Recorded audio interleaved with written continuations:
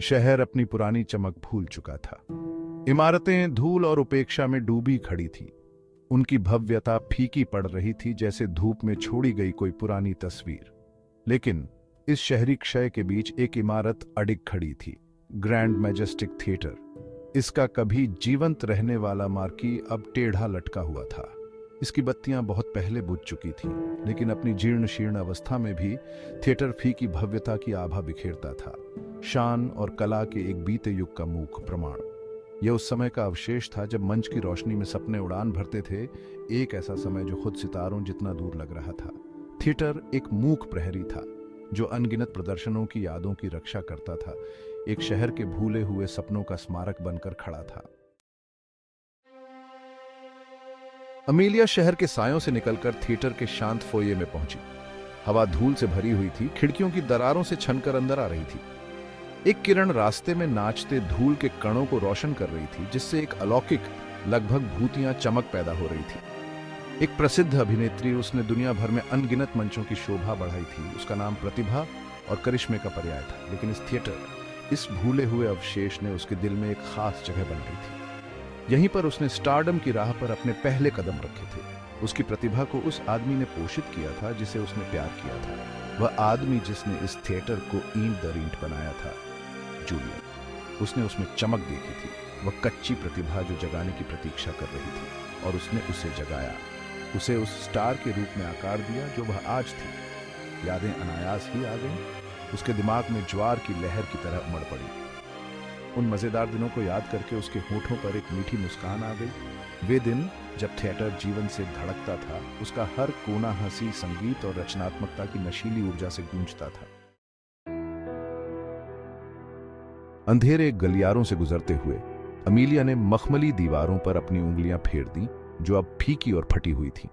हर स्पर्श ने उसकी यादों को झकझोर कर रख दिया। वह लगभग अतीत की गूंज सुन सकती थी, दर्शकों की आहट, वाद्य यंत्रों को ट्यून करते हुए ऑर्केस्ट्रा, अगले दृश्य की तैयारी कर रहे स्टेज हैंड की आवाज। वह मुख्य सभागार के प्रवेश द्वार पर रुक गई। उसका दिल उसकी छाती में जोरों से धड़क रहा था। विशाल स्थान अंधेरे में डूबा हुआ था, मखमली सीटें धूल से सनी हुई थी, मंच कुछ बिखरे हुए प्रॉप्स को छोड़कर खाली था। उसे मंच के बीच में खड़े होने का रोमांच याद आया। दर्शकों की ऊर्जा उस पर छा गई, संवेदनशील और अजेय दोनों होने की भावना। उसके कदमों की आवाज सन्नाटे में गूंज रही थी, क्योंकि वह मंच की ओर बढ़ रही थी। पंखों तक पहुंचते हुए उसने देखा कि एक छोटा सा अलंकृत बक्सा धूल भरे पर्दे के पीछे सावधानी से रखा हुआ है। जिज्ञासु होकर उसने उसे उठाया, धूल की परत को हटा दिया। यह अनलॉक था। अंदर फीकी मखमली पर टिका हुआ एक पीले रंग का कागज का टुकड़ा रखा था। अमीलिया की सांसें थम गईं, क्योंकि उसने परिचित लिखावट को पहचान लिया।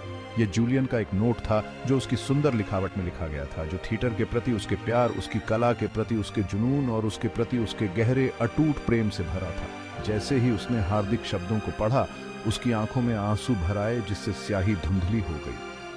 नोट भावनाओं का एक टाइम कैप्सूल था, अतीत की एक ठेठ कड़ी जो दूर और दर्द से भरी हुई थी। ये भावनाओं की बाढ़ लेकर आया, प्यार, नुकसान, पछतावा, लालसा, एक शक्तिशाली कॉकटेल जिसने उस पर हावी होने की धमकी दी। उस पल में, उस धूल भरे मंच पर खड़े होकर अपने साझा अतीत के भूतों से घिरी हुई अमीलिया ने एक फैसला किया। वह इस थिएटर में एक आखिरी बार परफॉर्म करेंगे, जूलियन को, उनके प्यार को और उस जादू को श्रद्धांजलि जो उन्होंने साथ मिलकर बनाया था।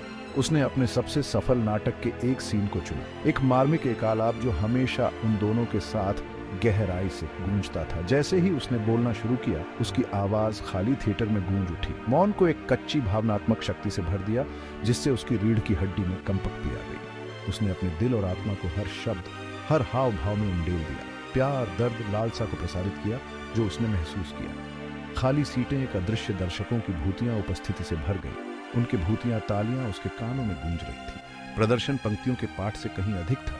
ये एक रेचन था, एक रिहाई, अतीत और वर्तमान के बीच की खाई को पाटने का एक तरीका।